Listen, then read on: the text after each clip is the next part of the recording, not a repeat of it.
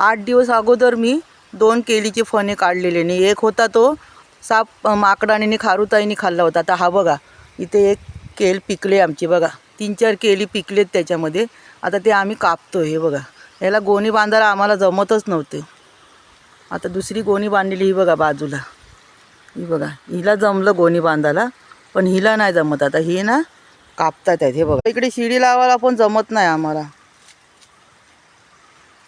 हे बघा केळ नशिबादी खाल्लानी नाही माकडानी. आम्ही ना आता काय करतो माहिती आहे, माकड दिसले ना का त्यांना बॅचकी दाखवतो, त्या बॅचकीला घाबरतात.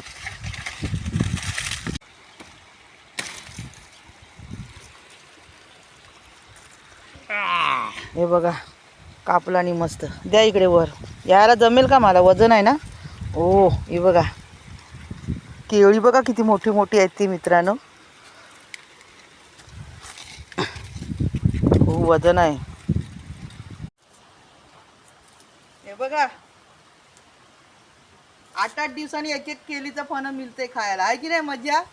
मग वजन बघा किती आहे. आम्ही आहे ना 8 केळी बांधल्या होत्या गोणीमध्ये, आणि ही एक उघडीच होती, हिला बांधायला जमत नव्हतं.